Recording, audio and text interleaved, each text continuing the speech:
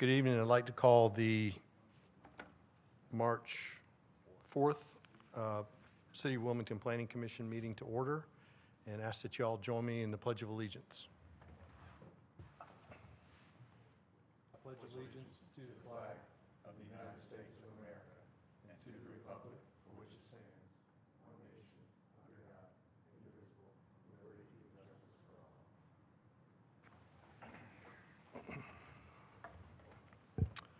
Thank you. I'd like to note that Commissioners Woodruff, Jones, and Kofer are absent. All spoke to me and are excused. Mr. Attorney, do we have a quorum? And just to be clear, Yes, for the Mr. Chairman. just for the applicants in the room, a tie vote is a no vote. Is that correct? That is correct. Just want to make sure. Okay. The Planning Commission advises City Council on applications for rezoning, land development code amendments, street closures, and long-range plans and policies. Commission holds legislative hearings, meaning that anyone wishing to speak on a request may do so. Commission issues a recommendation based on consistency of the request with the intent and purpose of the Land Development Code and consistency of a request with the Create Wilmington Comprehensive Plan and other relevant adopted plans and policies. All matters requiring commission action shall be presented to the Planning Commission by the planning staff and the applicant. In situations where the planning staff is the applicant, there will only be one presentation. City staff will make the first presentation, the applicant will make the second presentation. To maintain an orderly meeting, all presentations shall proceed without interruption until the commission desires to intervene with questions or comments. For the public hearings, the chair will open the public hearing for those physically present wishing to speak about an item.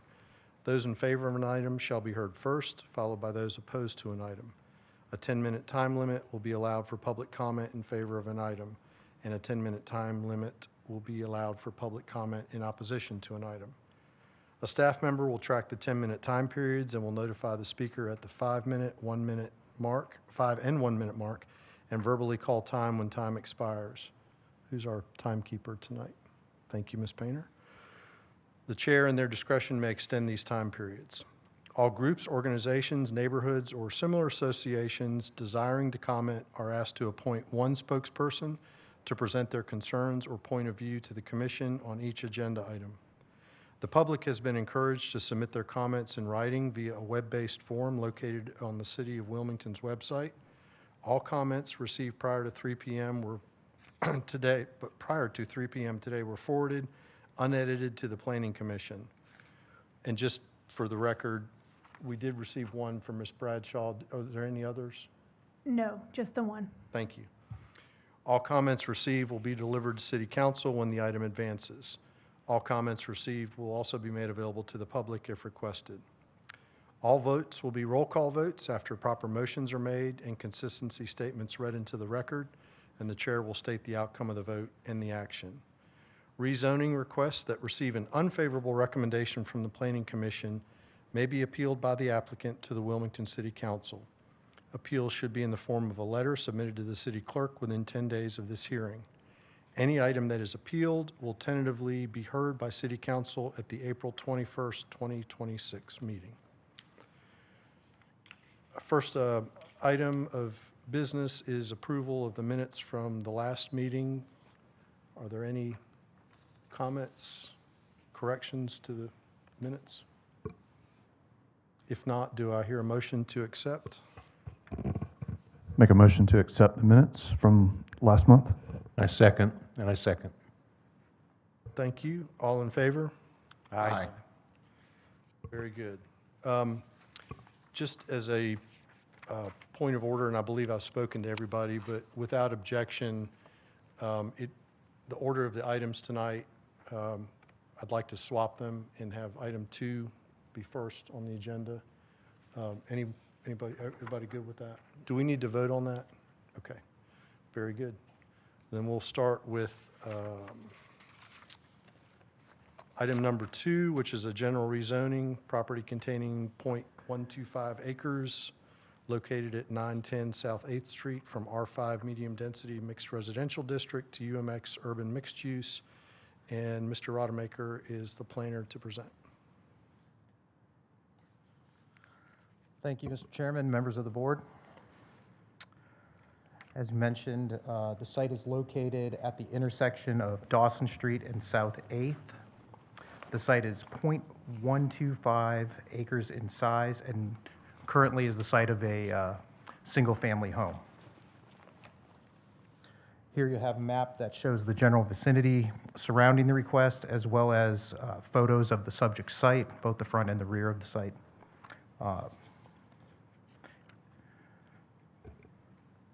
Here are photos of the existing conditions surrounding the site to the east, west, north, south.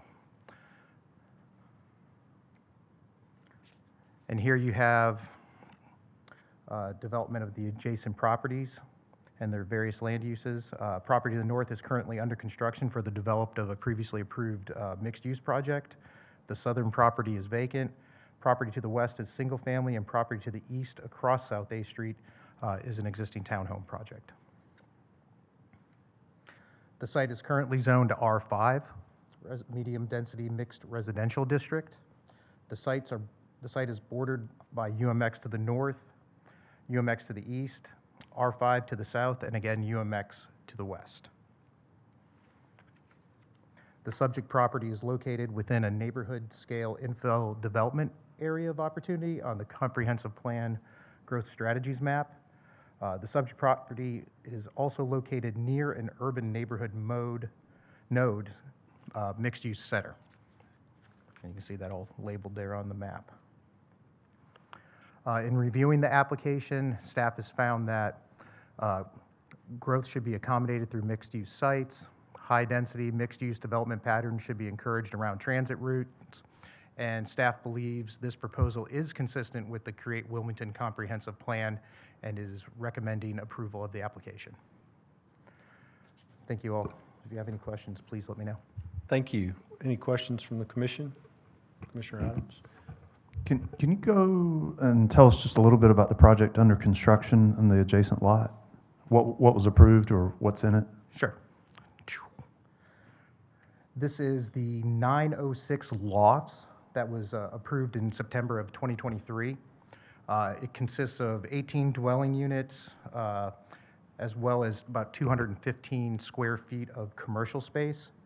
It's 3 stories and 37 feet in height, sitting right there at the corner. And if you looked at the pictures here, you can see on the top left that it is well under construction. Pulled up front to Dawson Street.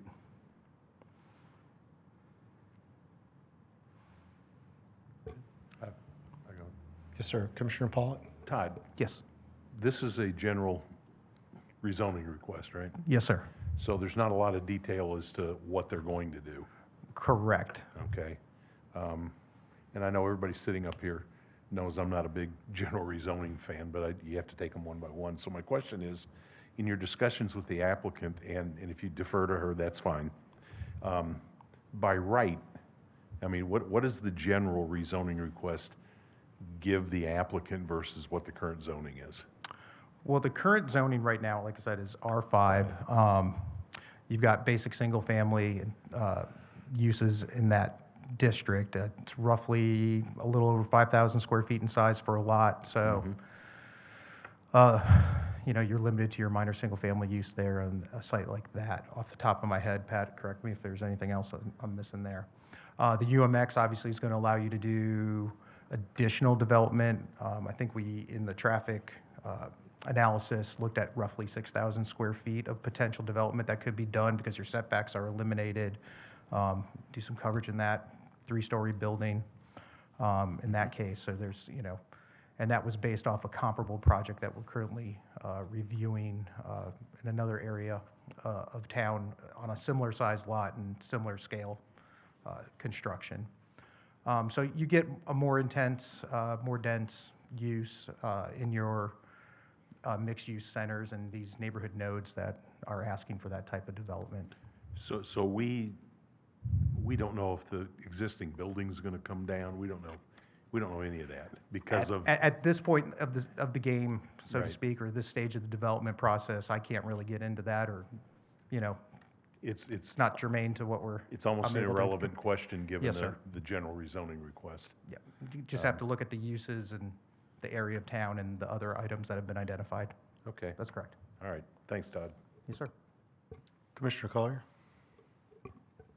Todd, do we have, in your estimated trip generations, you've only got retail uses and plaza, no single family, no residential at all in there?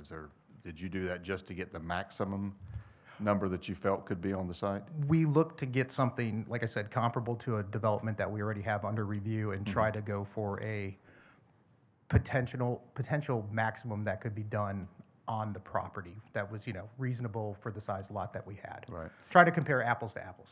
What would, if you can, what would be the number of residential uses that could be on this property similar to what's on the corner? Is it, I know it could not be the same, I think that was 18. I would not be able to actually estimate that. I'm not sure what the size of the individual residential uses are. I could only assume. But it it could really, be, it could just- be it depends. It could be multi-story. anywhere from 3 units, depending on the size of the square footage, up to more, just because you could put a 300 square foot unit True. and add them into the building themselves Okay. that way. So it's hard to say. But it would be, that this lot would be limited on parking, so the odds of it having more than 2 or 3 would be a stretch. It's limited on parking for anything. UMX doesn't have parking standards. I know. So you would be limited to the availability of the surrounding neighborhood. Right, the street So parking. yes, I agree there would be some limitations that would naturally occur. And 8th Street does not have on-street parking except on one side, is that right? I believe that is correct. And I know Dawson does, and I know Dawson's going to have some improvements, but I don't think that adds parking. Okay, all right, thank you. Yes, sir. Commissioner Adams? As a standalone lot, does it meet all the dimensional minimum requirements for a UMX compliant lot? Yes. Okay. Todd, one more. The UMX says it could be residential, it could be, does it have to mix? Or could it be residential or commercial? Or does it, by definition, have to mix the usages? I mean, that's the term used a lot in the definition. You could go one direction or the other. Okay, so it You could, don't have to mix them. okay, so I mean, theoretically, you could tear the house down and put up a Dunkin' Donuts or something like that. Right, I mean, or in you theory. could do something similar to the lot next door where they have Yeah, the 18 one units that's- and 215 square feet of Got it. commercial space. Okay, all right, thank you. Yes, sir. I just have two things. One, can you speak a little bit about the history of UMX how it came about and on the major thoroughfares and? I wasn't here for that history. I'd probably refer you to Pat or Mr. Chambers for the history on the I'll cut district. to the chase, Mr. Chambers. I'm going for kind of what we talked about in the agenda review. Yeah, this area was part of an initial rezoning that occurred back in, I believe, 2013, when the UMX district was originally developed, and it was developed to allow for the redevelopment of more suburban-style commercial districts in the 45 corporate limits. Those districts have large setbacks, large parking requirements, really not appropriate for the urban areas within the city. The UMX obviously provides 0 setbacks, no parking requirements, allows for a rich mix of uses, allows for a mix of residential and commercial. So you're looking along this corridor, you would have a commercial services or O&I or a community business district, which is really a suburban commercial type development pattern. We put the UMX in place to allow the redevelopment in a more appropriate manner. And that overlay wasn't done necessarily with a straight line on either side of the street? Yeah, during that process, we only looked at the properties that were zoned commercially, and then those properties that had frontage along the corridor. We drew the line along the property lines, so you'll see instances along the corridor where property lines have changed and the zoning line didn't change, so it might not match up exactly as it was in 2013. But in this case, this corner lot had frontage on Dawson and it was commercial, so it was rezoned as part of that initiative. Okay, thank you. Actually, I'll save my other thing for later. It's more of a procedural question. Any other questions from the commission? Very well, thank you. Thank you. Ask the applicant to come up. Thank you. Good evening. My name's Cindy Wolf, and I'm here on behalf of the owners. The difference in coming before this board or any time in rezonings with a general rezoning seems to make a big difference, at least in my mind, has always been because the UMX in the code has very specific prescribed conditions. It has controls that are intended to promote quality design and the sensibility of whatever you're doing in this particular case. As Brian pointed out, only the properties that had direct frontage along Dawson Street were included in the initial sweeping rezoning. And you can see that adding this lot to it would really just straighten the line over to 8th Street, closer to what the parallels to Dawson Street would be. So that being said, yes, it is a general rezoning, but certainly for context only, I intended to show the owners of this tract that I'm representing also own the under construction project that is going on. So the full intent is to recombine, there's 2 lots right now that are in the construction project, and one of the conditions of their certificate of occupancy is to recombine those 2 lots. This lot would be recombined with the other 2, one total project boundary, and frankly, the purpose of this is for parking. As 33 feet wide, it really doesn't lend itself to its own development by itself. So again, for context only, of course, that's what the building's going to look like next to it. So there's not really a lot else I can say, except that we appreciate the staff's, thorough review of this and their recommendation that includes these reasons why this UMX rezoning would be reasonable and in the public interest. And I'd be happy to answer any other questions you might have. Thank you, Ms. Wolf. Any questions from the commission? Commissioner Pollock? Cindy, something you just said, and you used the word parking, and, parking traffic, we all, have to deal with that up here. Run the potential with a general rezoning as I understand it, so if I have it wrong, please correct me. That building could come down, it could become a parking lot, it could become a building. You're with- talking about the house that's already there? That's correct. Yes. Yes. Correct. I'm sorry, yes. So my first question is, are the lots next to it, the vacant lots next to it, in any way tied to this owner at all, or tied? No, So not at all. it would have nothing to do future? They're actually overflow parking for a church on the other street. Yeah, okay.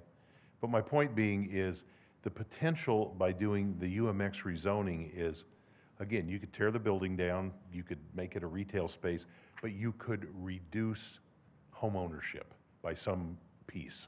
That is a potential here. Do I have it correct? I suppose, if that house comes down, that Yeah. is. Okay. I'm looking at some concerns that one person, wrote in, and I thought they were fairly valid.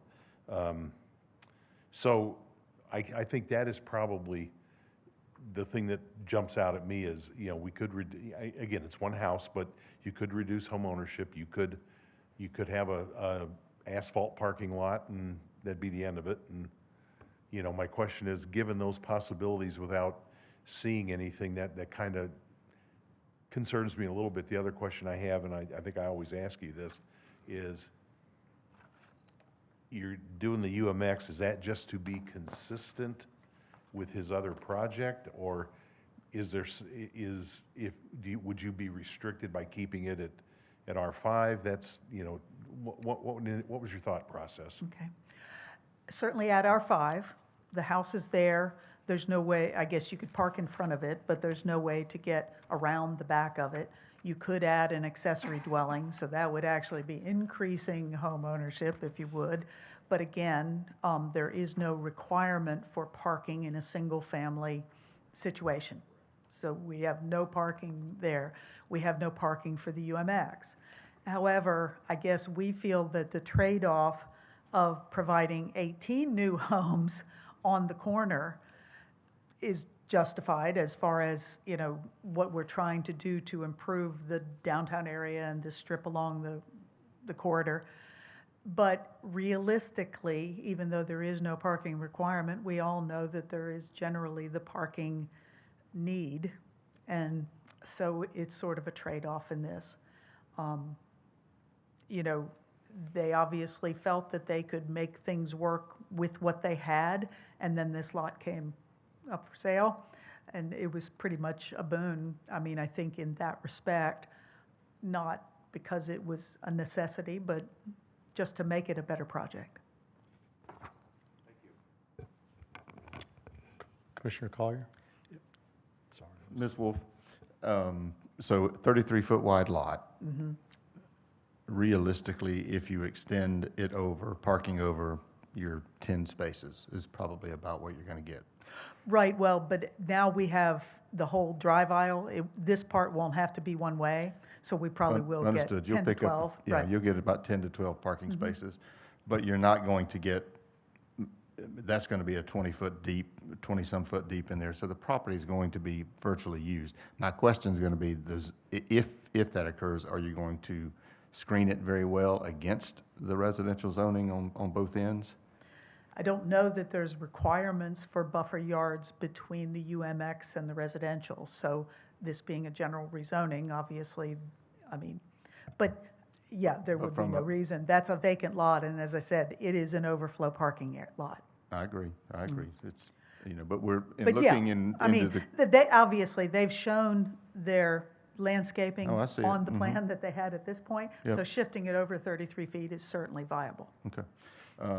I guess, any thoughts? It may be nice, and I know we can't, with the straight rezoning, can't do anything. It would be nice if that were pervious material.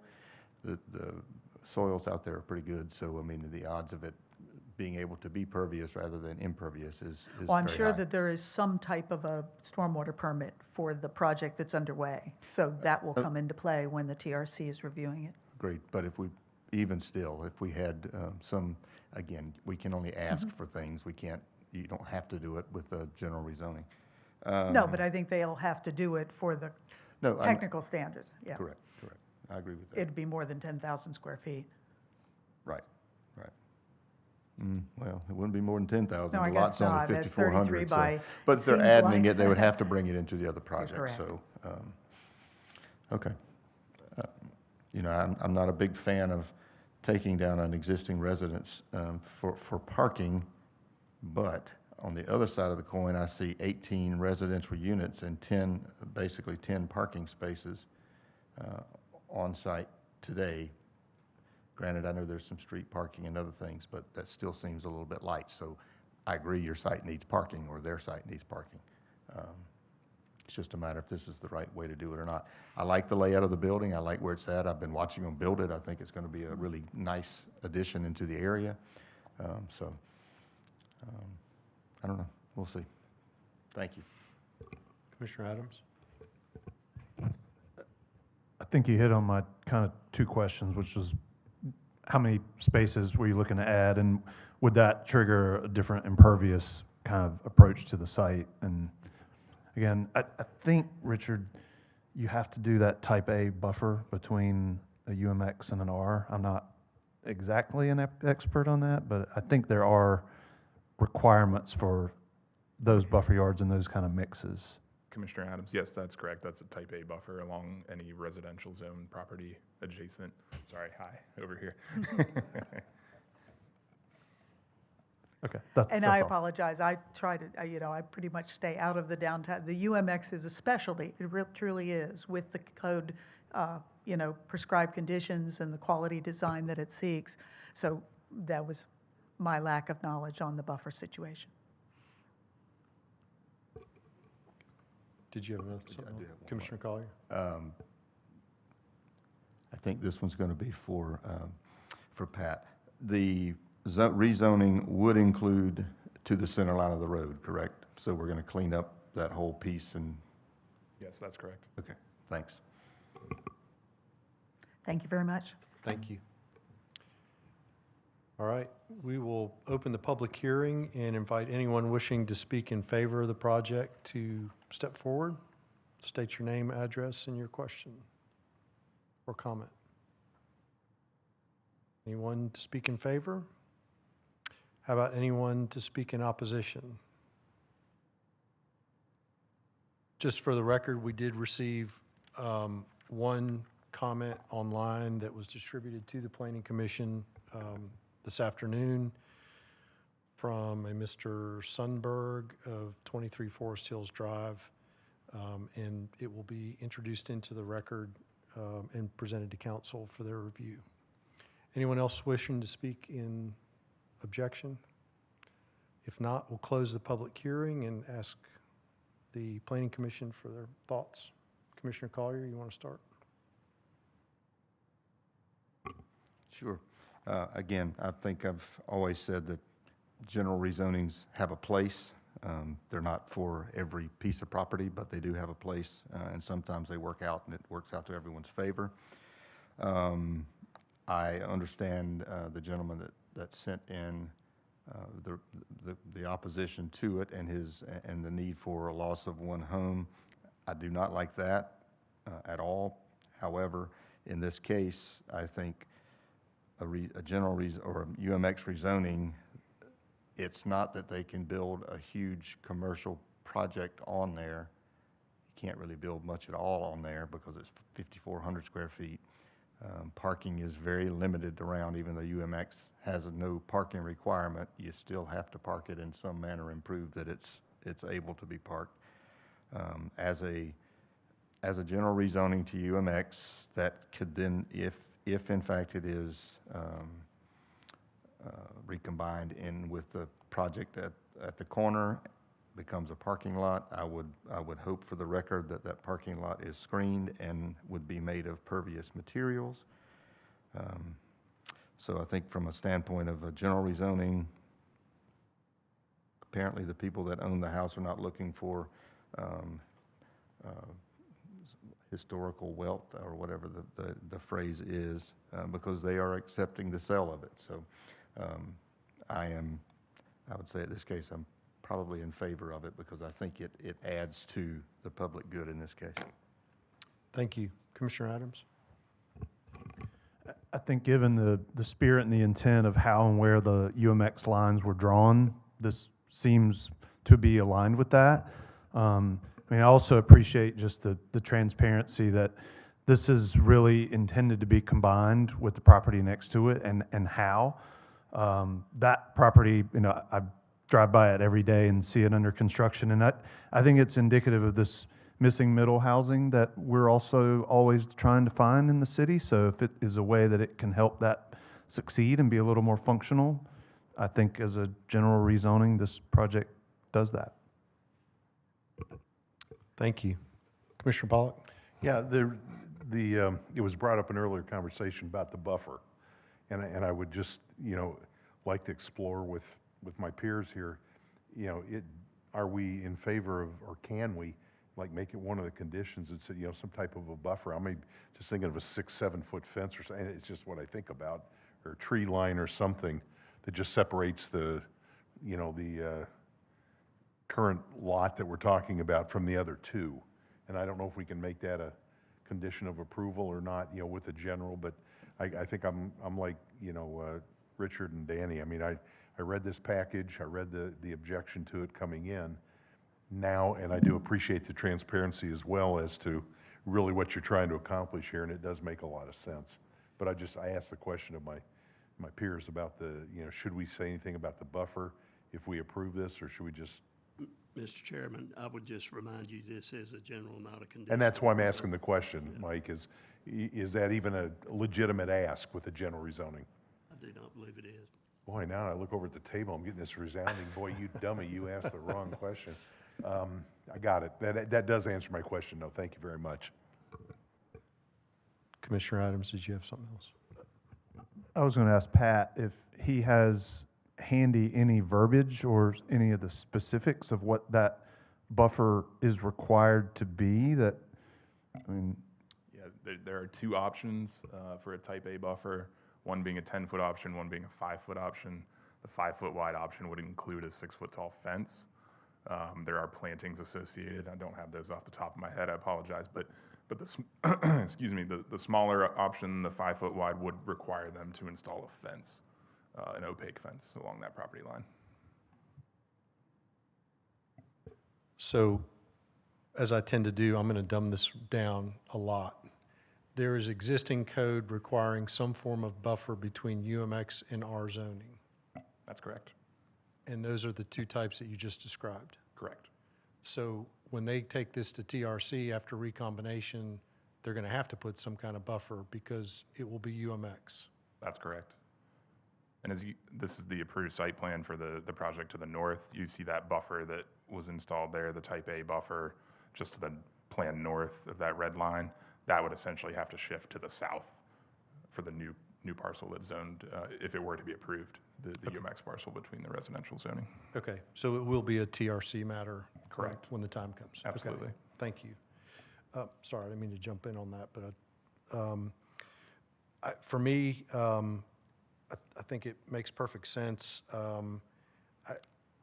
One of the comments in the online comment referred to neighborhood stability and also the value of home ownership versus the 18 units. To me, a home is a home, and I think this is going to ensure the success of the project. It makes sense from the fact that, as Mr. Chambers has described previously, UMX was overlaid. So I think it's a good idea. So, that being said, what are the wishes of the commission?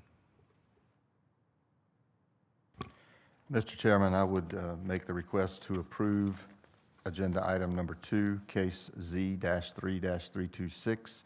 And this approval is consistent with the objectives and policies of the following plans: the Create Wilmington Comprehensive Plan.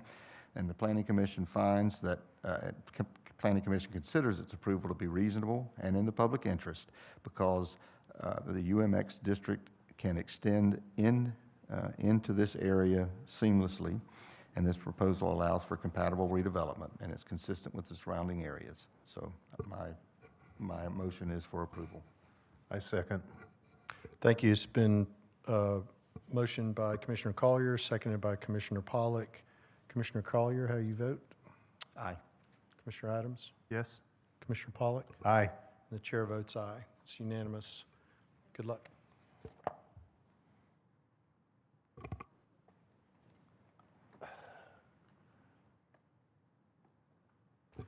Second item on the agenda is a conditional rezone. It's actually the first item, but the second one we'll talk about tonight.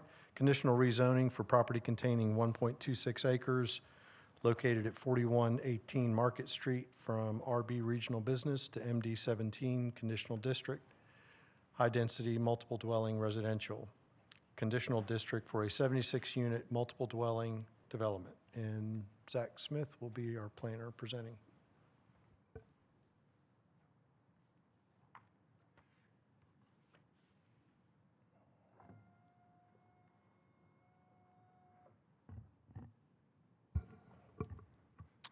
Good evening, Chair, members of the Commission. This is a rezoning request for 4118 Market Street. The site is currently located along Market Street and contains approximately 1.26 acres. The site is currently developed as a hotel use with 76 total rooms. This map shows the general vicinity surrounding the request, as well as the existing conditions of the subject property.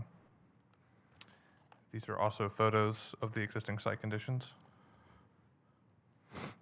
The map in front of you highlights the distance from the subject property to nearby services such as grocery stores, restaurants, a park, and transit access. These are photos of the existing conditions surrounding the subject property. These are photos of the adjacent properties and land uses. Commercial uses are located to the north, south, east, and west of the subject property. The site is currently zoned RB and is bordered by O&I to the north and RB to the south, east, and west. The applicant proposes to rezone the subject property to MD 17 for a 76-unit multiple dwelling development. The project includes the conversion of an existing hotel with 76 rooms into 76 studio-style apartments. The project also includes 20 workforce housing units, which will be designated for a period of 15 years. Shown here is the site plan together with a table summarizing the approved variances granted for this project.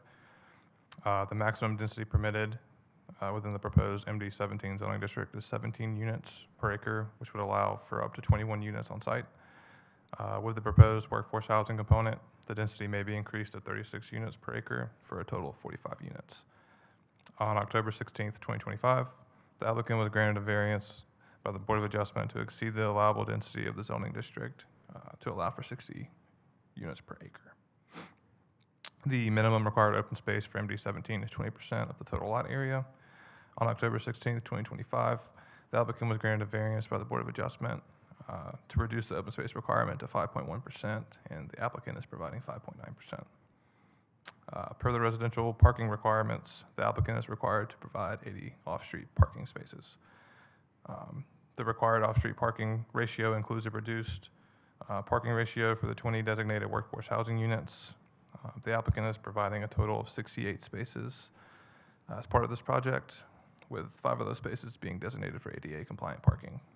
On February 19th, 2026, the applicant was granted a variance by the Board of Adjustment from the minimum residential parking standards to allow for 68 off-street parking spaces. In front of you are the elevations of the proposed development.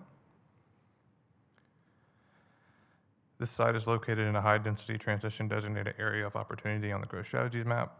The site is also located within an urban mixed-use center on the growth strategies map.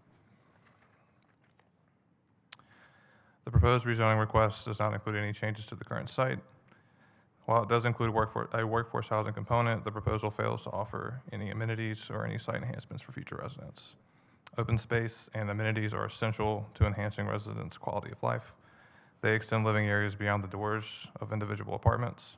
They create opportunities for recreation for residents.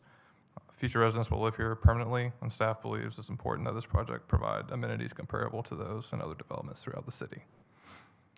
The CDMU option permitted under the existing zoning is more appropriate, as it would allow for the proposed density while also providing a potential on-site commercial component that could provide services to residents. Staff believes the proposed zoning amendment is inconsistent with the Create Wilmington Comprehensive Plan, and staff recommends denial.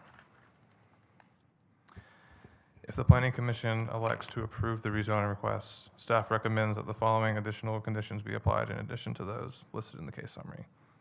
These should be available in your packet, and staff has also notified the applicant of the additional conditions. I have also provided the HUD high home rent limits for your reference as well. This concludes staff's presentation. I'm happy to answer any questions you may have, and the applicant is here as well. Thank you very much. We'll start with Commissioner Pollack. Do you have some questions? Yeah, I do. Yes, I do. Zach, so, couple process questions. I notice on, I guess it would actually be page 2, where you go through the proposal and you talk about all the different variances that have been asked for and all that. So just for the record, and that's why I'm asking this question, if the Planning Commission were to deny the request, therefore, agree with staff's proposal, those variances, do they go away? They just, they only apply if the zone is changed, correct? That's correct. Okay. So that was the first one. The second question was, what, and everybody get used to it, because I'm going to ask this all year, so by right, what is it that he could do? Therefore, what is it that going to the other, what is acquiescing to the change benefit for him? What does it give him? Is it just the variances? Are there other things that, as opposed to by right, you know where I'm going, I'm just trying to compare the two. And You're asking what he can do by right currently? yeah, yes, please. It's zoned RB, so mostly commercial uses. There is the CDMU option, which allows for residential units with a commercial component. I believe you have to dedicate 20% of the project towards commercial. Mm-hmm. In this case, hold on, I think I have a slide. So if 25% or less of the perimeter of the site fronts an arterial street, The commercial square footage may be reduced to 10% of the total building square footage. So in this case, if they did go a CDMU route, they would provide roughly 2,600 square feet. They would be required to provide roughly 2,600 square feet of commercial. Okay, I have a question on amenities, but I'll ask the applicant that. I think that's all for the moment. Thanks, Zach. Commissioner Adams? I think Jack stole my thunder a little bit. I was going to ask if you could elaborate on what CDMU options would have been present or available for them for by right use, and you got it. Commissioner Collier? I just want to clarify one thing. Commissioner Pollack asked, and you answered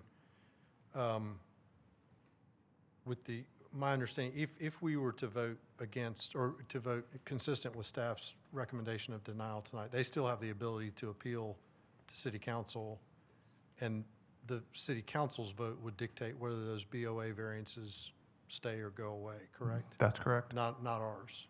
I believe that's correct. Okay, just want to clarify that.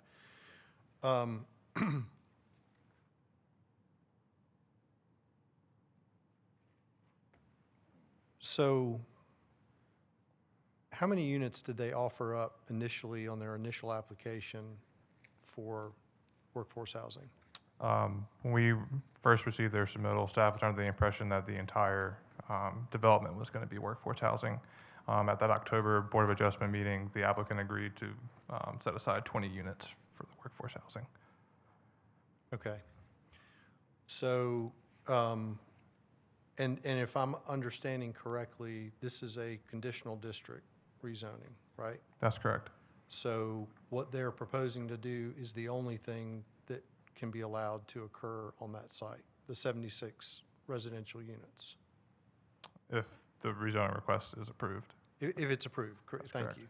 But I guess my point is people get focused on the density per acre and the number of units, but it's not as if they could go tear that building down and build 60 units per acre on that site, or Not as currently zoned.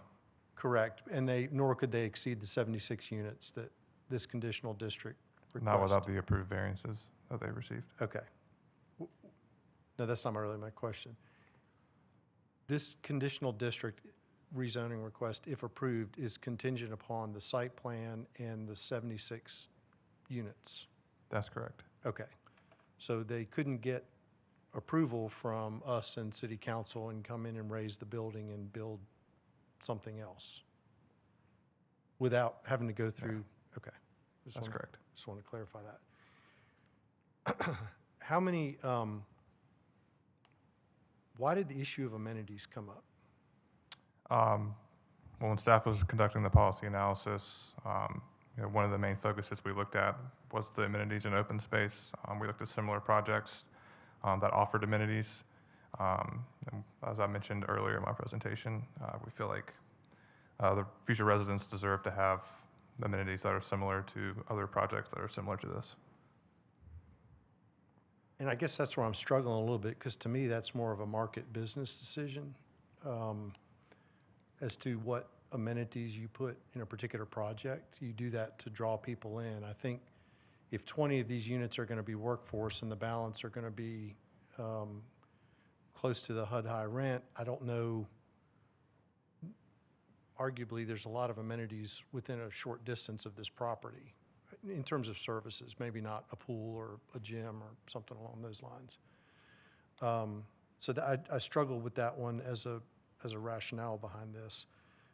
The other thing that became glaringly apparent to me is our code lacks any reference to or ability for adaptive reuse. Because to me, at face value, this is taking 76 rooms and changing them from short stay hotel, which arguably has had historically problems with it, to long-term rentals. So and if I understand correctly from the multiple conversations I've had, fitting that into our code as currently written has been problematic. Is that fair to say? I'll defer to fellow staff to further elaborate on that. I mean, it's going to be site specific as to how properties are adaptively reused, it's difficult to give a blanket response to that because we're going to look at these individually. For this site, if you're just talking about changing over rooms and the length of the occupancy, that's one thing. That really depends on the situation. When we talk about amenities, we do talk about quality of life, and we know that sites need to be reused in the future.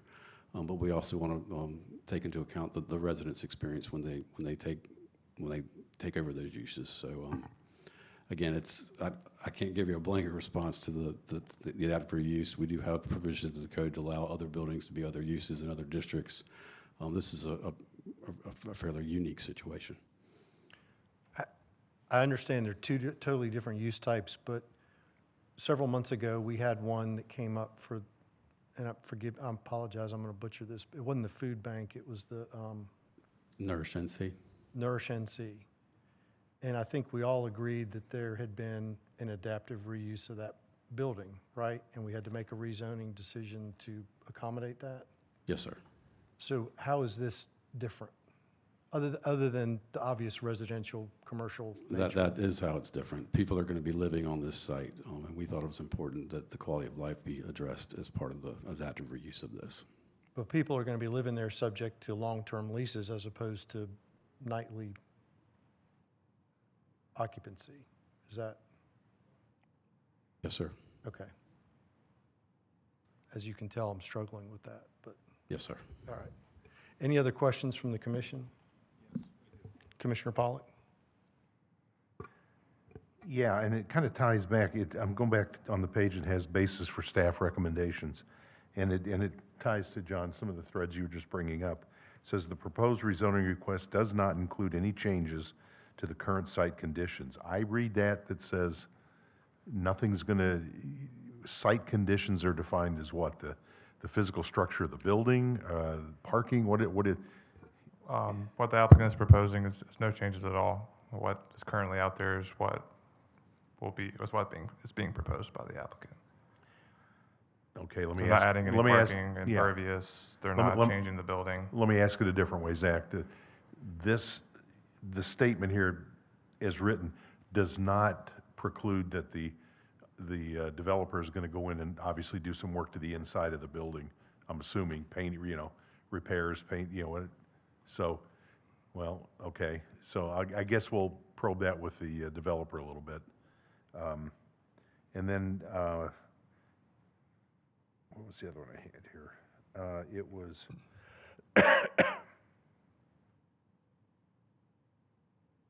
no, that's it for now. Thanks, Zach. Commissioner Collier, Commissioner Adams, anything else? One last question I had. So we were all emailed this late this afternoon. There were 5 additional conditions. And if I understood correctly, these have been provided to the applicant. That's correct. Okay, so in the packet that we received from Ms. Bradshaw last week, I'll start with item number 1. It was consistent with the 20 units that 20 units be workforce as a condition. And now, if I understand correctly, staff is saying you're recommending that if this is approved, that they all be designated workforce housing. That's correct. Staff is suggesting that. Can we legally do that? I think the applicant would have to be in agreement with that. So no. Is the answer, we can't require it? I do not believe you could. Okay. What's the purpose of the sidewalk connection to be provided between the public sidewalk along Market Street and the building entrance? It would allow for a more pedestrian-friendly site, and it would also benefit the residents as well. Can you pull up an aerial of the site, please? Don't think I have one on my slide. There we go. I'm cheating. I'm looking at Commissioner Adams. So, if I'm not mistaken, there's 2, I'm going to make this up, 20-foot asphalt driveways on either side of the buildings, right? That connect to Market Street. That's correct. And those access points are not changing. They are not. Okay. Street trees shall be provided along Market Street frontage if utilities allow. So currently, I believe there's landscaping in front. There is some currently. Okay, so I'll wait to ask the applicant that. Streetscape landscaping shall be provided within the open space area located between the existing building and Market Street in accordance with city standards. But if we make them put in a sidewalk, that's less land for streetscape landscaping, right? There is already sidewalk existing. It would just be that pedestrian access. No, I'm talking about the one you want them to do from the building to that sidewalk. That would result in that, yes. Okay. And then the existing pole sign shall be removed, monument signage shall be installed consistent with land development code requirements. That was not in the original request or list of conditions. No, sir, it was not. Why was that added? But currently, pole signs are prohibited in the proposed zoning district. That's why we were asking for monument signage. I'm sorry, in the existing, Zoning district? in the pole- proposed zoning district? Correct. Okay. So did this come up during any of the previous conversations with the applicant? Not that I'm aware of. Okay. Commissioner Adams? Are the 3 Board of Adjustment variances listed in the packet, or is it really, is it only in your presentation tonight? It is mentioned in the case summary, but I can pull it up here as well. I believe it is, should be under 2.1. Okay, thank you. Any other question, Commissioner Yeah, Powell? I just, on the point you were on, Commissioner Lennon, a minute ago, on the workforce housing numbers, and I want to make sure, clarify something that I thought I heard Zach say, so I just want to be sure. You stated earlier the initial proposal that you guys got and evaluated was everything was workforce housing, and then you said, then when it got in front of the BOA, it was 20? Staff was under the impression that the project was going to be 100% Okay. workforce housing. Okay. So we've got we may have a discrepancy here to try to flush out, but I just want to make sure I heard you right. Commissioner Pollock, if I may, the site plans that were submitted throughout this process, all the way up to that Board of Adjustment meeting, identified a workforce housing parking ratio, which identified all 76 units as workforce housing. Okay. So that's why we were under the impression it I got was it. workforce. Okay, great. Thanks for the clarification. Anybody have any other questions? Can't promise we won't ask you to come back, but thank you. I'd like to invite the applicant up.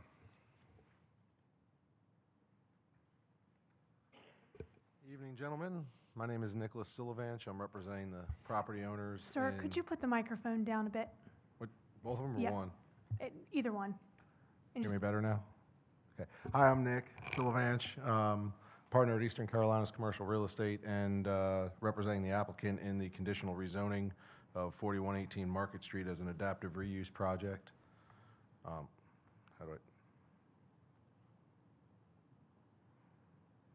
There we go, down. So right now the property is a 76-unit hotel. We're located along Market Street in an area that's going through transition right now. As I'm sure you're aware, Elizabeth's Pizza to the north of us is converting. The former movie theater site to the south of us is converting into apartments. Those are all projects that take a long time to deliver housing units that are desperately needed right now with the affordability crisis we have in Wilmington. The current owners of this site own the former Budgetel, which is now Vivo Wilmington. That was an adaptive reuse that we did, 220 units on 8 acres. We also did the adaptive reuse using the CDMU process on the Days Inn, which is now River City Studio Suites. So John and I are very familiar with the entire process for doing adaptive reuse, and we've set quite a bar because we've been recognized by the state realtors for innovative housing needs in a housing crisis. So when we were talking with the owners here and we were discussing what to do with this property, they wanted to potentially provide 76 units basically immediately with the thought process of, we turn the light off today as a hotel and we turn it on tomorrow as an apartment complex. What do we need to do that, Nick? And I said, well, we would need to get it rezoned, or, you know, you could do month-to-month rentals, but that's kind of shady. Why not just do, and you'd still be under the hospitality regulations there, and you also are one of the, what's the right word I'm looking for, John? What are they agreed to what? We've got for the anti-sex trafficking and all that. Yeah, and we've got a public nuisance thing on the hotel from years ago when Ben David went after the hotels that were involved in human trafficking, drug use, all of that. And as a result, both at Vivo and River City Suites, we've seen the crime rates drop dramatically there with police calls after doing the adaptive reuse because of the sense of community you get when you do that. So we are 1.26 acres. We are located walking distance to a Food Lion. Entertainment, you've got Captain Bill's next door. You've got a gym just up the street. You've got plenty of retail and food establishments nearby for people to walk to. The rooms are already set up as a suite, which means, and you'll see in the pictures, we've got a hot plate, we've got a kitchenette, we've got a sink, we've got a microwave, we've got all of that there already. And there's the pictures of it showing. Some of them have some desks in there, but you've got everything that you need in the unit as it exists today. So yes, to answer your question from before, we're making no changes to the inside. This is literally just a larger version of a change of use for a space, basically.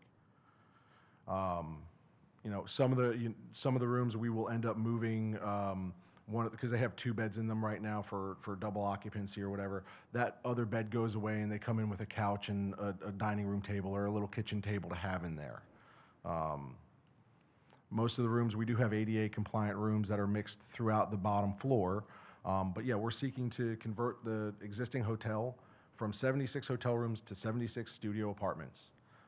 We're looking to rezone it from RB to MD17. Providing a residential adaptive use within the current commercial corridor. We've discussed 5040 Market Street and 4903, which were the other 2 adaptive reuses we've worked on. We believe that we're providing that mix of housing here for the city.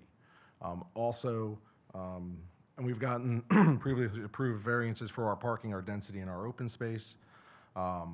One of the things that we looked at, and we were trying to find a way to provide more open space for the project, because we realize right now we're basically a building as an island in the middle of asphalt, completely wrapped with it. There is an existing grill area in the top right. Can I put a little marker thing on where it is? There it is.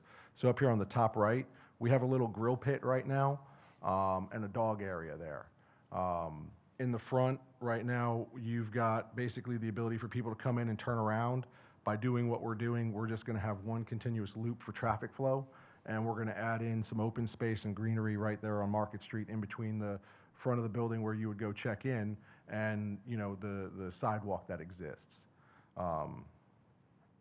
So that, yeah, there you go. So that's kind of what it would look like after we come back through and add in the new green area in front to put some more pervious area back in, because obviously we're not touching the buildings at all. We're not adjusting footprints. That's not our plan. Our plan is literally to start renting studio apartments out to folks that need an affordable place to live here in Wilmington as quickly as we can.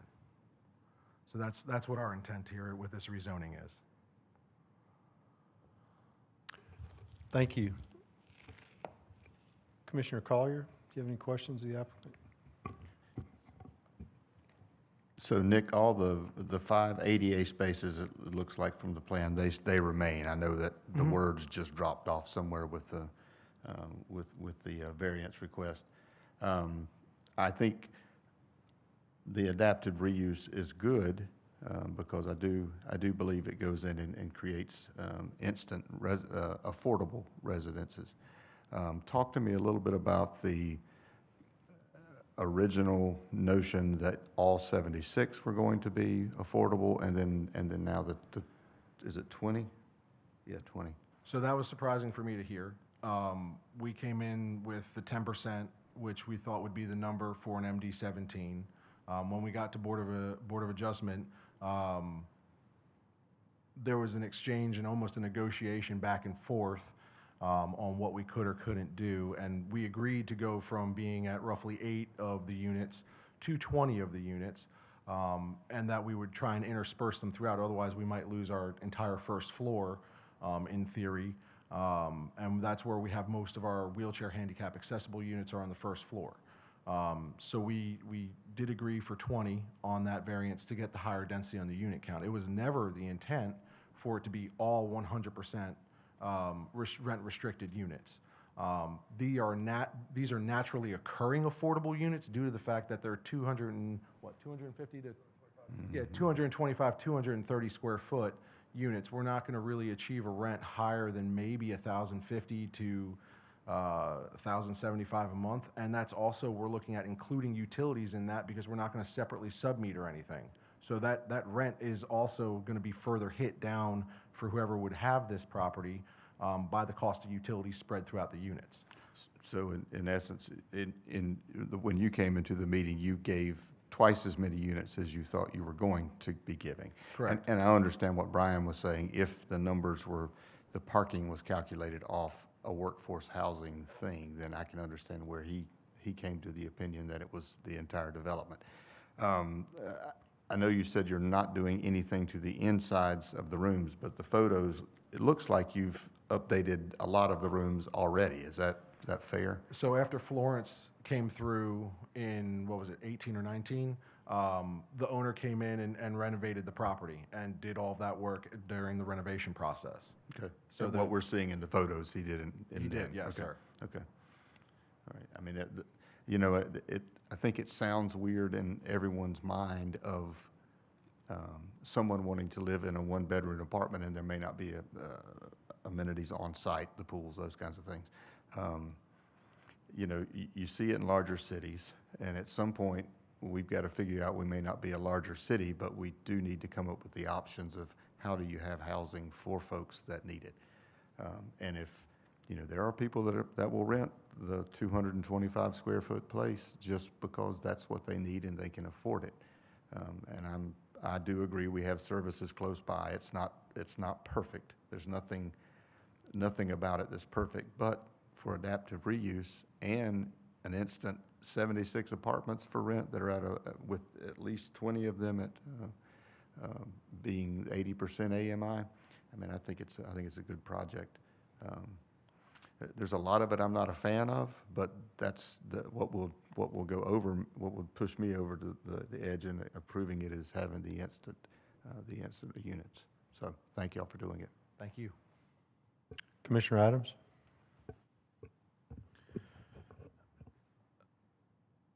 You talked about some of your other home run projects going through the CDMU phase. Can you talk a little bit about why or what those other uses were that you added into those that you think or that complied with the CDMU approach? So the River City Studio Suites had a former restaurant building out in front of it. Used to be Jeanette's Kitchen, I believe, is the tenant that was up there. And now it's going to become a Mexican, Latino grocery market and restaurant. It was already there. The infrastructure was already in place for commercial use there because it was a 4,200 square foot building out in front of the 120 rooms of the Days Inn. So that was already existing. It made sense, and we had to get a variance for that because I think we were under that percentage on the floor plate. We went through Board of Adjustment for that, right, Brian? And had multiple variances that we needed because we were distance-wise to Target, and that was when I learned that you had to be distance to the front door, not distance to the property line of Target for the distance to count. So one of those steps and processes there was looking at it from that point of view and saying, okay, well, we're X amount here, we're X amount there, what can we do here? And we had to agree to close down one of the driveways there to only have one access point. We had enough of the overall project and density, which there was already a pool because Days Inn as a franchise brand required you to have the pool. We actually have EV parking available at that project because they were renting out spots to Nice's Sausage for their cooling trucks. Well, now there's EV chargers at a adaptive reuse of, workforce housing / studio apartment complex.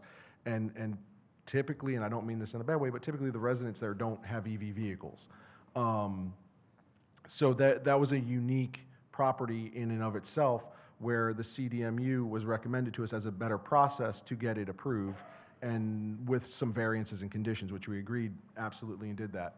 On the prior one at Vivo, we did a straight rezoning to, what was it, multifamily 30. I think it was one of 2 instances in the city where that density was granted, and that was done prior to the land development code change, but we agreed with the new land development code, because we were in that flux period, to do a 10% set aside of the 220 units. There was already a pool there from it being there back in the day. No changes were really made to the site other than I think we had about 130 of the rooms there actually needed the addition of the kitchenettes and whatnot into them to become suites, because the owner had started some of the work but didn't complete it before the sale to Vivo occurred.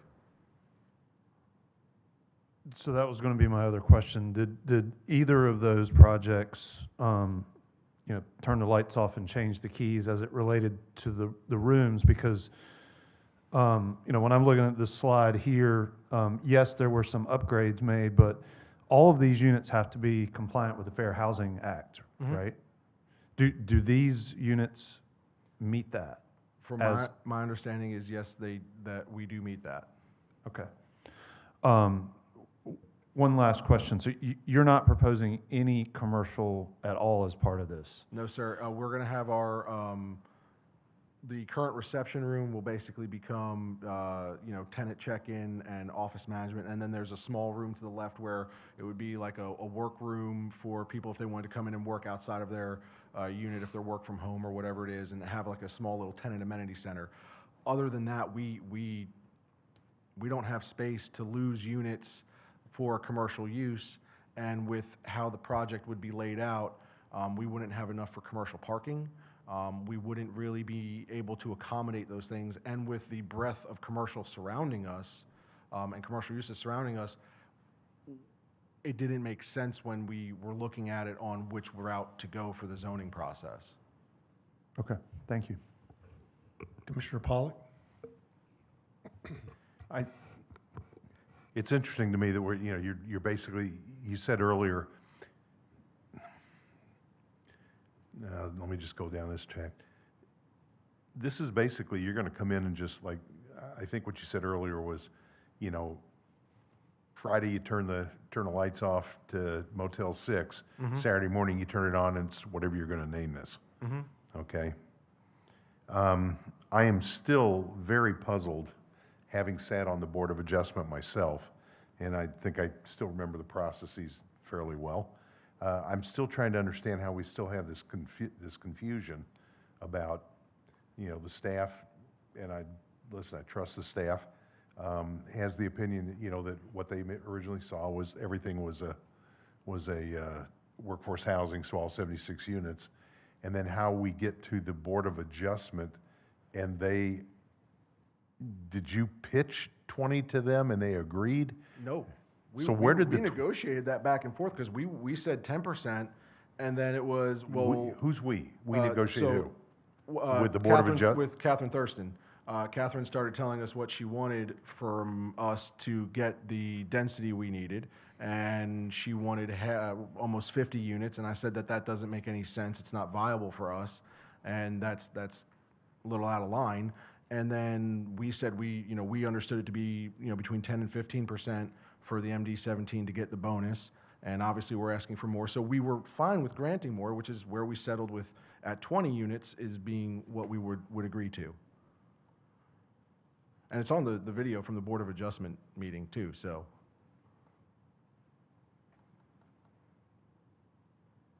Now let me ask the question this way. Would you be amenable to going above the 20? No. Okay. We were hit with that yesterday. Okay. All right, I mean, this whole thing, this confusion is troubling to me, so, okay, I'll be quiet for now. So the other 2 projects that you referenced are they currently being leased, or are they still under? They're at occupancy, and one of them was just traded hands for the first time, which was Vivo. They just sold and became the studios on market. At what occupancy are those two? Both operating between 92 to 98% occupancy. And what was the lease-up period? Lease-up occurred for River City Suites. They had a wait list of about 75 while they finished up the construction, because those units, to your point, Mr. Adams, those units had all been completely destroyed by the hurricane, so they were all gutted down to the studs and were built back fresh. They took about 4 months for lease-up and stabilization at River City Studio Suites, and Vivo took about 4 months after the last unit was finally converted over.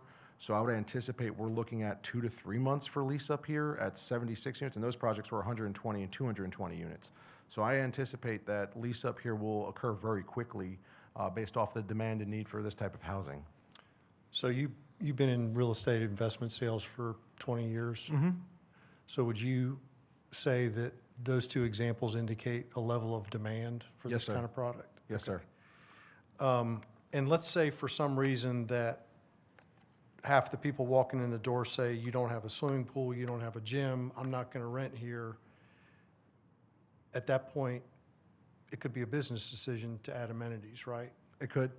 But the operator of this is going into this with the full understanding that they don't have any amenities, and Correct. they're going to lease apartments to the public. Correct. Okay. I'm going to say something, and I want to give both an opportunity. It seems to me like what may have occurred is that the original submittal had an error in the parking calculations when it was submitted, indicating a parking ratio consistent with 100% workforce housing. It also seems like planning didn't catch up on that until fairly recently. Yeah, that would be December when we were told about it, and then we got shifted to February for Board of Adjustment. Okay. Mr. Chambers, is that an accurate assumption? And it is an assumption on my part, to be crystal clear.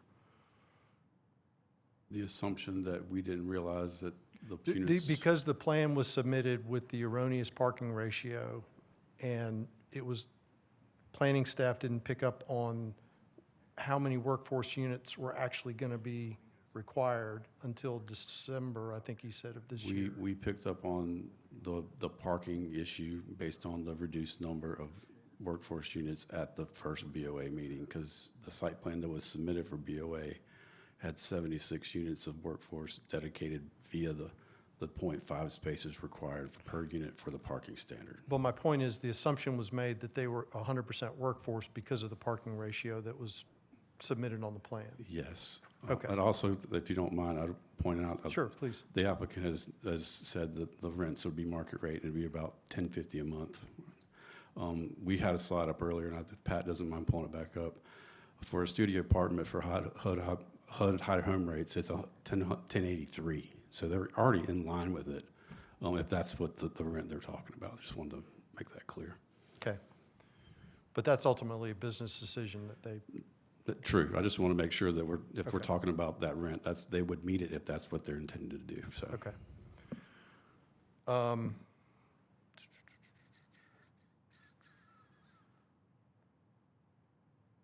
I think that's all the questions I have. Just a point, I was running off of the HUD high home rents from last year, which were $956, versus what currently, I think HUD just released the new numbers, maybe what, 10, these are new from what, today? Yeah, the 2026 survey. So I was running the numbers off the before, and I think part of the other issue on the parking too is we're not changing, we're actually losing parking spots because we have to restripe them to current city standards. So we're at 8 feet, they need to be 8.5 feet. So that could also have been some of the issue is we showed that we were going to restripe to try and meet city codes as much as we could wherever we could. And that could be part of what transpired there. But it was always our intent to try and be around 10%. We agreed to the 20 units overall, so. I'm glad you kept talking because it reminded me, I did have one more question. So there were 5 additional, I'm going to call them additional, and forgive me, I'm not doing a side-by-side comparison, but there were 5 additional conditions that staff, okay, that were distributed to us late this afternoon. I think you've already answered number 1 and I'm asking you in terms of what you may or may not agree with. Number one would be, as I understand it, changing from 20 workforce housing units out of the 76 to 100%. And I believe I heard you to say you would not be willing to do that. No, sir. Okay. Item number 2 is a sidewalk connection shall be provided between the public sidewalk along Market Street and the building entrance. What say you? I think we can agree to do that, and as long as we're not going to affect the impervious area, if we run it along where we're gonna put that green space in, I think I mean, realistically, we're talking, what, 20 feet here that someone's gonna walk? They're either gonna walk on the driveway to the sidewalk, or they walk on a sidewalk to the sidewalk.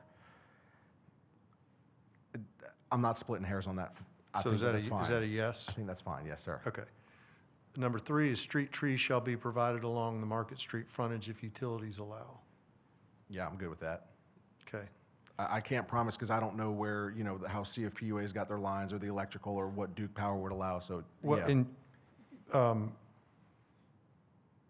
Mr. Chambers, correct me if I'm wrong, but I think what he's answered is consistent with if utilities allow. Okay. Number 4 is streetscape landscaping shall be provided with the open space area located between the existing building and Market Street in accordance with city standards. Didn't you have landscaping plan there already? Well, we've got bushes, small shrubs already out in front, and then what our thought was for an amenity, having a picnic area or whatever in that green space that would be created by shutting down the driveway, putting out some picnic tables, some stuff like that. So, I mean, for us,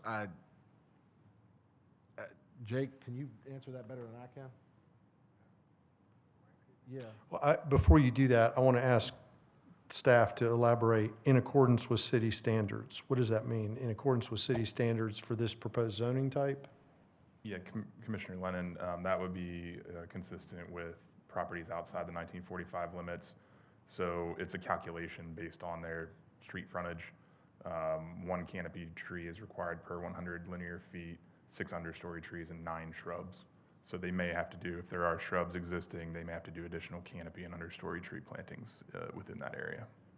Per 100 feet of street frontage? Correct. How wide is this site? 150? We're 150 feet, so a tree and a half? That would probably be 2 trees. 2 trees? Yes, sir. Okay. So is that a yes? I'm good with 2 trees. Okay. And the additional understory trees as well. And the addition, yeah. Well, we've already got shrubs and stuff, so are we gonna rip more shrubs out to put stuff in? And then also, what are we talking about on a root ball going into Market Street, and then the city's just gonna come cut the I tree think down in this is 5 years within anyway? the green space. That's correct. On the green space? Okay. Yeah, 2 trees and bushes, sure. All right, number 5 is the existing pole sign shall be removed, monument signage shall be installed consistent with land development code requirements. I don't think that's an issue. So is that a yes? Yes, sir, we're good with changing signage. Okay. Okay, any other questions before I move to the public hearing? Thank you. Absolutely. At this point, I'd like to open the public hearing. Anyone wishing to speak in favor of this project, please step forward, state your name and address. Anyone? Anyone wishing to speak in opposition to this project, please step forward. Ms. Bradshaw, have we received any additional comments on this? No, sir.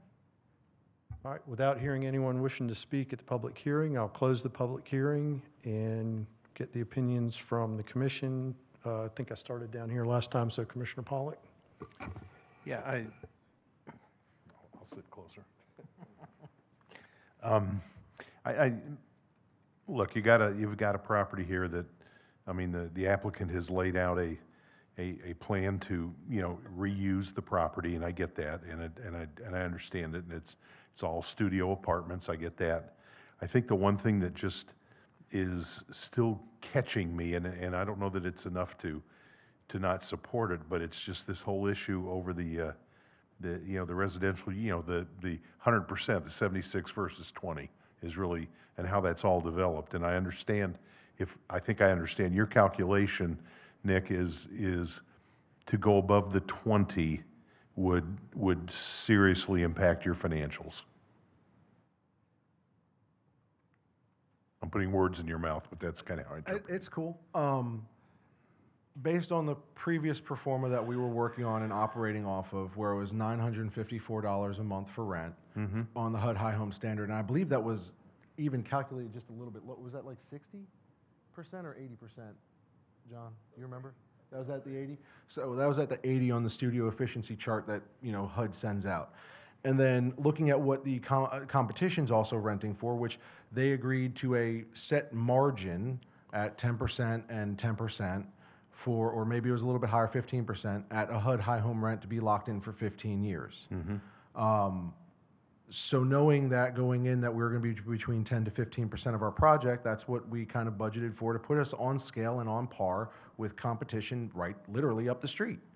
So to treat us a little bit differently when there's two other users that we are potentially competing with as studio apartments and locking in at 15 years, and what happens if HUD decides to turn around from $1,000 and drop it to $600? Yeah. So agreeing to 20 is acceptable, and then that still leaves some other units there to offset or adjust with, Okay. if that makes sense. No, I understand. Okay. Understand. And part of to my fellow commissioners, part of me is, you know, is probably a process discussion to figure out how this all happened, and you know, we can work behind the scenes with the staff and explore that, but that's my only hesitation right now. Thank you. Commissioner Adams? Can I go last? I just need to organize my thoughts just a little bit more. Certainly. Commissioner Collier? No. So I understand it that the conditions would change to 20 units. The sidewalks are okay, the sidewalk connection's good, street trees are good, street landscape landscaping is good, and you'll take the existing pole down and put a monument sign, realistically, are the 5 conditions. Plus, there's a couple of the others that are routine things that are on conditions anyways. Again, I'm all about having 76 units that can come online quickly. 20 of them, I mean, granted, you're still more than the 10%, 10 or 15% number in terms of 80% AMI, so affordable housing standards. Would I like to see 100%? Sure, but I don't know that's your business decision, not mine. You are certainly in excess of what I think we are typically asking folks to commit to. So I understand the numbers because I don't necessarily completely. If of the 20 units, are they the ones that will be rented at 1,083 or whatever that number was that came up, or are those lower than that? No, that's what they would be rented at, and quite frankly, probably most of our units are going to be rented at that because we were budgeting 20 at $950 and the balance 56 at $1,050. And we were looking at also including utilities because we're going to have just one meter. We're not individually metering everything. Sure. So then all of utilities are included in your rent as well, is what we're looking at. So are you effectively, all 76 really are today? They're You're not- just only committing to holding Correct. 20 of them for Correct. 15 years. That's the difference. I don't think anybody's going to pay more than $1,100 for 250 square feet. I just don't. We're not Manhattan yet. But that's where the rents are. They're kind of they're in line with the other 2 developments. And yeah, it's naturally occurring workforce affordable housing because you can't really charge more than that for 250 square feet. Sure, okay. All right, so, but you commit to 20. To 20 for and 15. And that rate's fixed for 15 years. Yes, sir. The other 50, they could change can if fluctuate. market changes or whatever. Yes, sir. Okay, all right. Again, I think it's, to me, the accessibility of 76 residential units right now, it may not be what I would want to live in, but I know there are folks that could use it and it's at a much more affordable rate. So I'm good with that. Thank you. Commissioner Adams? So my struggles with this aren't at all related to the type of housing, what has been assumed or agreed to about market rate versus, any of this. My issues about this are, there's a lot of instances where this really feels like it's a square peg in a round hole. I mean, I feel like it's unusual to see this number of variances, now conditional rezoning, a lot of things that are trying to do something, you know, just because you can do something doesn't mean you always should do something. So this is a struggle for me. You know, we talked a lot about qualitative use design requirements, and I think people here framed it around qualitative relative to the users. For me, the qualitative things are about patterns of desired design, development, and/or land uses. So it's not so much the residents' needs as it relates to qualitative. It's more about patterns of development and types of uses that were desired with these zoning requirements and the prescribed land use code, especially so in a rezoning. This does shine a little bit of a light for me that we should really think about an adaptive reuse incentivization for, I don't know, allowing relief or credit on zoning, but unfortunately we don't have that. And you know, I think that what the goal of this project is trying to do is really, really noble. And yes, there is a need for this kind of housing, I think. But again, prioritizing that over, you know, some of these qualitative design things, just it sets a bad precedent in my mind that again, we can ignore these things just for the sake of providing housing. You know, as a designer, I don't get to ignore things like building code or land design requirements. You know, they're not conveniences, they're requirements. And a lot of times I think some of these things that are standards in zoning are very similar, not just for designers, but for the development community. So again, this is a hard pill for me to swallow, but it's maybe for different reasons other than what you're intending to do with the project. Thank you. As I tend to do, I'll say that somewhat the same thing, but in a different way, maybe a little simpler for me. And that is, square peg, round hole's been used a lot to describe this. And I say this without any reflection on staff or anything else. Really, the round hole is the code, the square peg is the project. I think if in a vacuum somebody walked up to you and said, hey, we got a 76-unit hotel or motel project, and we can turn it into 76 rental apartments, the project's got a history of problems, we can solve that, provide 76 units of housing, you know, a portion of which are going to be workforce for 15 years, is that a good idea? I think we'd struggle to find anybody in this room that would say it's not a good idea. I think the square peg aspect of it came about because we don't have an adaptive reuse incentive. I think that was a good terminology to use to get us through this process without having to go to BOA 3 times. So that, to me, that this identifies that. Overall, I think this is needed. I think that there's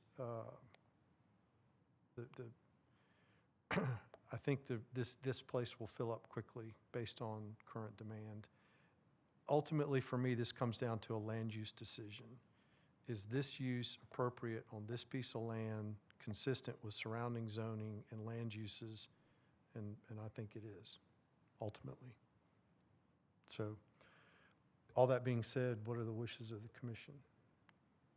At which point I may say, if someone chooses to make a motion to move this forward, I would ask you to be specific on the conditions cited.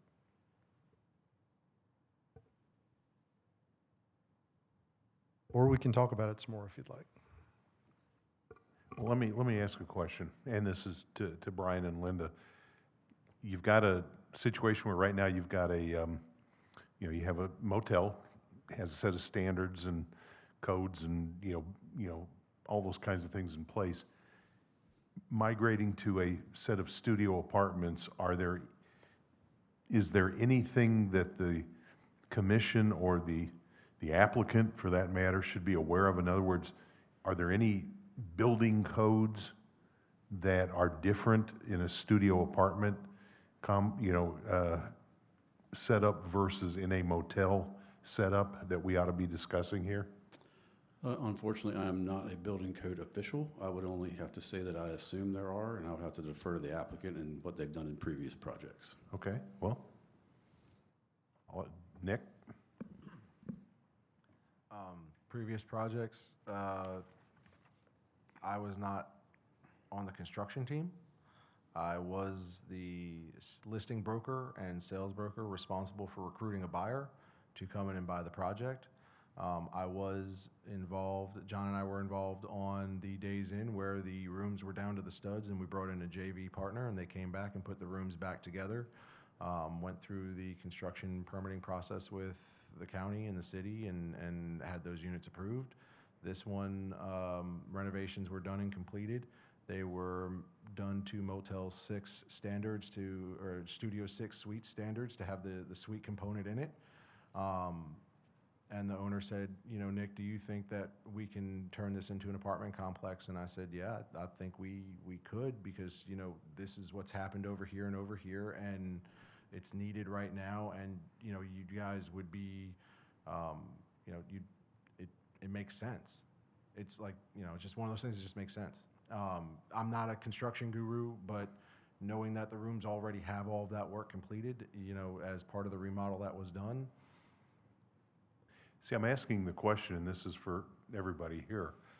Having sat and ran the BOA for a year, now sitting over here, I've struggled, I've sat on both scenarios where an applicant has come in to the BOA only after they've gotten a zoning change and then said, okay, we've got this zoning change, but we want to get these kinds of changes. This process, the way this occurred, kind of threw me a little bit and is puzzling to me. But I do find it interesting, and Danny, I think you've kind of alluded to it. Are we comfortable that, 6 months from now, we're not in a situation that says, wait a minute, this building is not up to city code for residential specifics, and that's what I'm struggling with is do we, does it automatically transfer over, or like you said, it's Motel 6 standards, but are those City of Wilmington residential standards? I don't know. I'm asking the question. I think, Mr. Pollock, I think as Brian mentioned, unfortunately, those are building code questions that we are not equipped to answer. We can answer changes regarding the land development code. I will note in terms of process, there was a change within the last few years where previously applicants could go to the Board of Adjustment after getting their zoning. We changed that process because we didn't want to have someone going through the entire rezoning process with a plan that the council, you and the council did not know it's going to be buildable. Mm-hmm. And so the code now requires that before a rezoning application go before the council, they go through any quasi-judicial process that is needed. So whether that's Board of Adjustment, Design Adjustment Committee, or Historic Preservation Commission, any of those things that you are needed through quasi-judicial, you have to obtain before you go before council. So you probably made that change after 2021, which would... Yes, Yeah, because it has happened. It's happened since I've been here. I was going to say, it makes sense, because I think you and I kind of came to this about the same time, so that makes sense, from a context standpoint, but I'm just wanting to make sure that, to the best, so would this, from here, if we approve this, would this have to go to TRC for any reason? What would be the process from here? It would go to council, assuming it gets approved, assuming council approves it, what's the process? I'm looking at my TRC experts. I do not believe TRC would be required based on what they're Based on the proposing. improvements I'm hearing tonight, I don't think a formal TRC would be required. It would be a change of use, and we would review that through zoning for compliance with whatever conditions are assigned to this in the plan that the applicant submitted. So- There will be nothing really to review because there's really not a lot of changes to look at. So back to my basic question, is there any step in the process going forward that would answer the questions that I think have been brought up a little bit that said, are the Motel 6 standards, do they yes. suffice the city of Wilmington Yes, standards? sir. Again, the New Hanover County building inspections would look at the building code. Any change of Okay. use would go through that department. They would look at meeting whatever standards are in place for residential, Okay. the residential codes.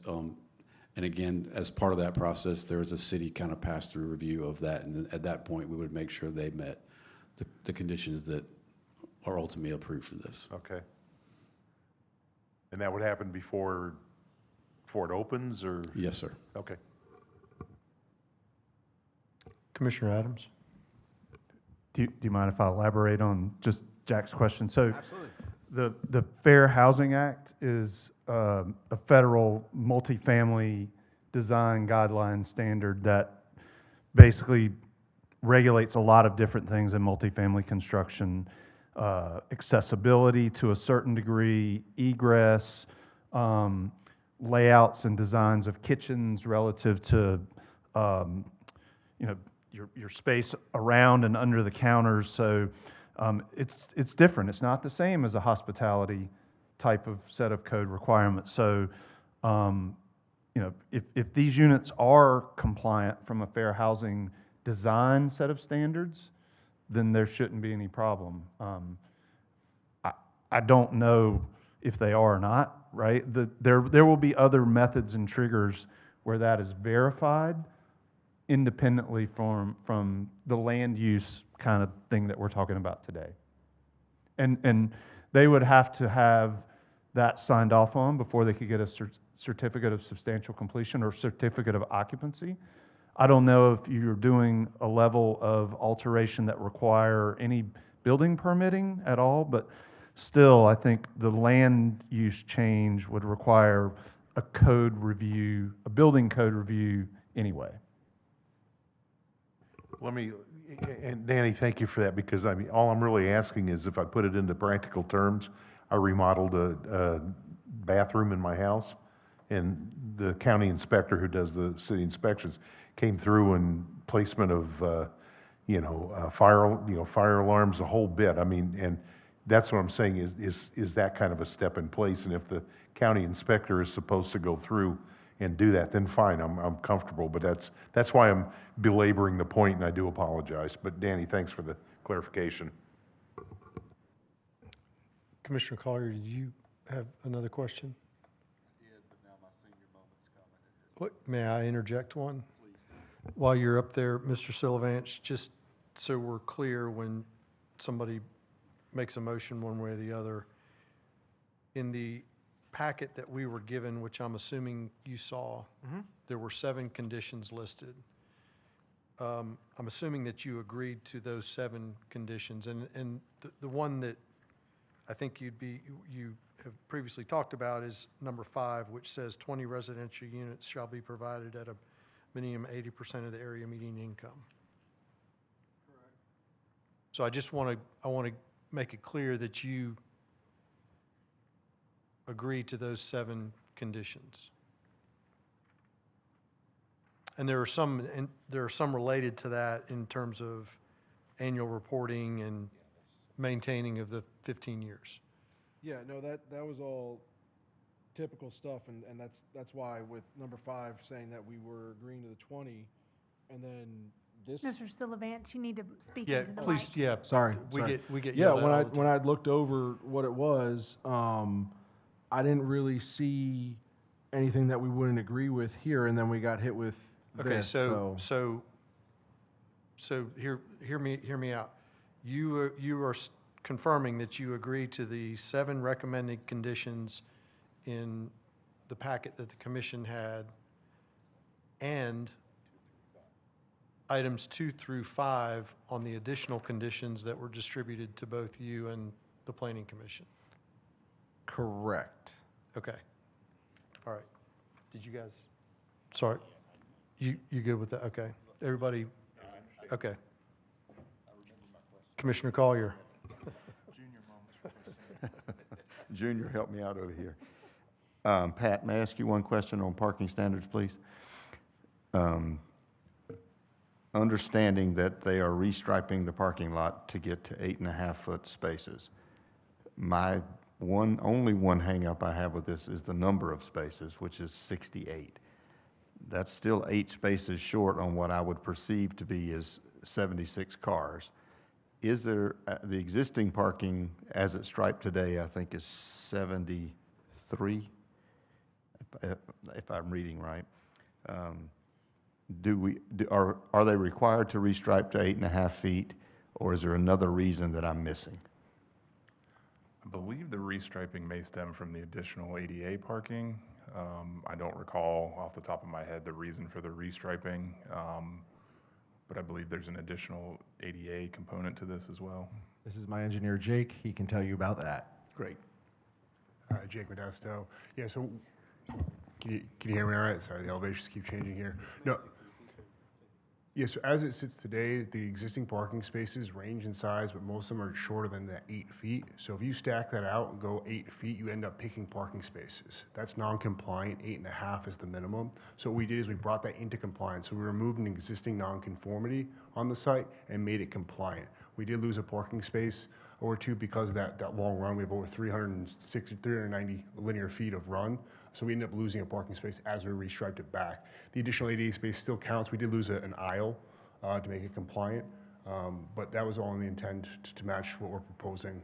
That's not the intent to reduce, but actually bring us into compliance with the actual spacing and the sizes. And I understand that part of it. I am having the struggle now with when I sat and realized we don't even have one space per unit, and then that can create another issue that I don't know that we want to have in those unintended consequences. So the ratio would be 0.9. It's very close to that 1. These are rentals, so it would be regulated. We have public transportation within several hundred feet, so it would be continue to improve or push forward transportation-oriented uses, so that we do feel and comfortable that this is what it would be. Even when there was a change, we'll call in the workforce housing, that we were very comfortable with the number of spaces on this site. We felt that it was enough to support the proposed use. How was your other 2 developments? What's the parking ratios there? So we were 1-to-1 almost. Can you step up to the mic? Thank you. Hang on. These things are in my eyeballs. Hey, everybody. This is better. So statistically, based off of the other 2 projects, they're not overparked at all. Many of the residents, due to the natural rent levels that we're at, don't have vehicles. They might have a bicycle. They might have a scooter.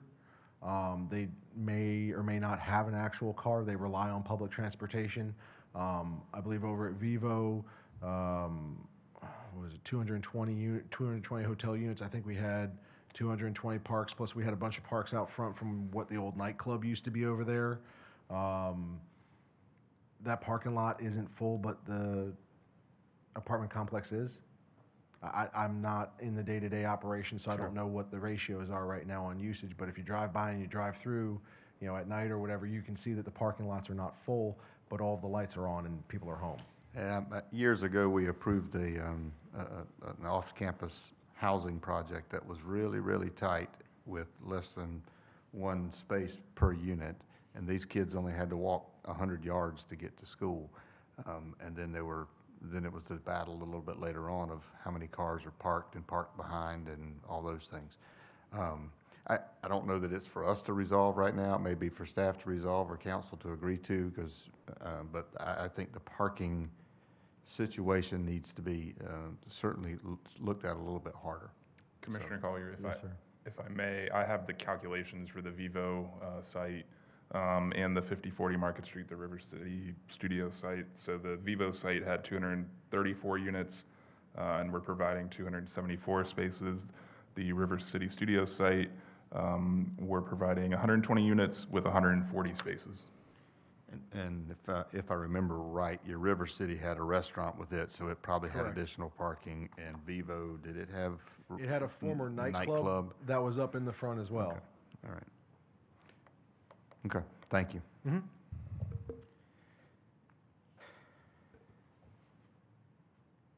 What are the wishes of the commission? They had more parking spaces.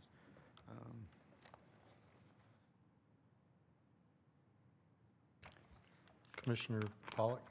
Yeah, I'll go ahead and make a motion. I'll make a motion to approve, based on the fact that the planning, it's consistent with the Create Wilmington Comprehensive Plan. The commission considers its approval to be reasonable and in the public interest. Proposal provides additional density along a major corridor with access to transit services. I also want to make sure for the record that I make this motion with the fact that we are talking also about the 7 conditions that are in the packet as submitted, plus the conditions 2 through 5 of the addendum to the conditions that were shared with the commission and the applicant today. So based on that, I make a motion to approve. Thank you. Do we have a second?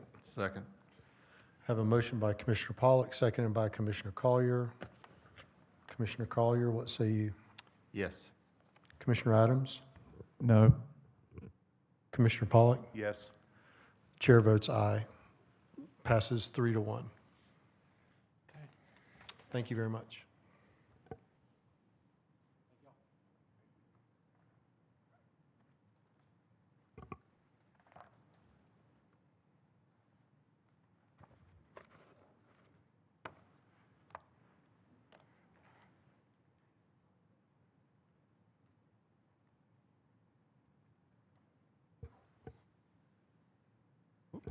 Okay. Very good. At this time, we will ask for any items from the commission. Commissioner Pollock? Yeah, just a quick update, and my apologies. Last time we met, I gave a quick update on the process discussions and all that, and then I've been out of town for about 2.5 weeks, so I'm literally just getting my head back into this. And Patrick was good enough to, to print me off, because I'm a visual learner, print me off the administrative provisions for the, a lot of the procedures that we work through here. So I've started taking a look at that. I talked to Patrick tonight and asked him for if there's, where can I get a copy of the fee schedule that goes along with this? I've disseminated the packet online to Commissioner Collier and to Commissioner Jones. And so the action to me is to get with them and let's kind of go through this, and then we'll come back, Linda, to you and Brian, and say, hey, let's get together again. We've got some recommendations or some things to look at. And so right now the action's to me and my 2 peers to look at this, and then we'll come back to you to schedule a rejoin up. Thank you. Commissioner Collier? Thank you. Commissioner Adams? How can we request that our blinds be open for our meetings so we have a lovely view of the river? Dennis says no.